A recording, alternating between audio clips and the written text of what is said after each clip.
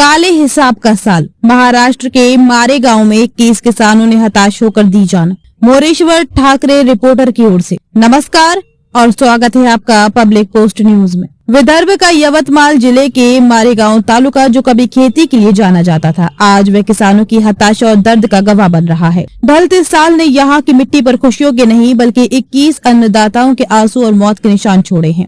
हमारे संवाददाता मोरेश्वर ठाकरे की ये विशेष रिपोर्ट। साल बदल रहा है लेकिन महाराष्ट्र यवतमाल के मारेगांव तहसील में किसानों के भाग्य का काला हिसाब जस का तस है।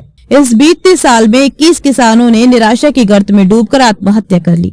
ये सिर्फ एक आंकड़ा नहीं है, ये विदर्भ के बलिराजा अन्नदाता के जीवन पर लगे गहरे घाव है। संकट का दौरावार।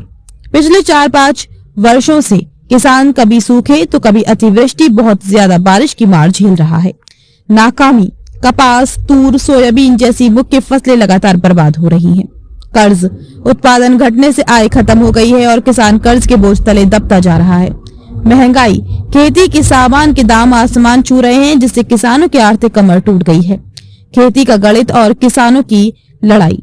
मारेगांव तालुका में 45,027 हेक्टेयर कृषि भूमि है जिस पर 21,710 किसान परिवार अपने जीवन की लड़ाई लड़ रहे हैं। प्रकृति की बेरुखी और सरकारी तंत्र की उदासी के कारण ये लड़ाई हर दिन और मुश्किल होती जा रही है। व्यवस्था की उदासीनता।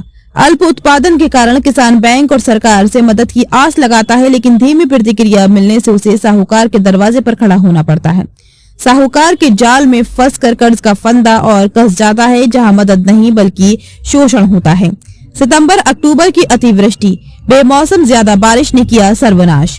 इस साल सितंबर और अक्टूबर में हुई भयंकर अतिवृष्टि ने किसानों की बची कुची उम्मीदें भी खत्म कर दी। 40,746 हेक्टेयर खेत बर्बाद हो गए, खड़ी फसलें पानी में डूब गईं और मेहनत का मोल बह गया। रिपोर्ट बताती है कि इसी चरम निराशा के कारण किस किसानों ने जीवन समाप्त करने का दुखद कदम उठाया।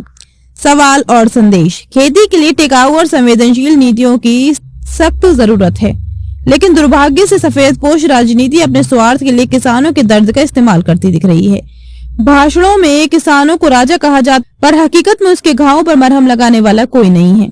उपसंहार। मारेगांव की 21 आत्महत्याएं हमारी कृषि व्यवस्था पर एक काला धब्बा है।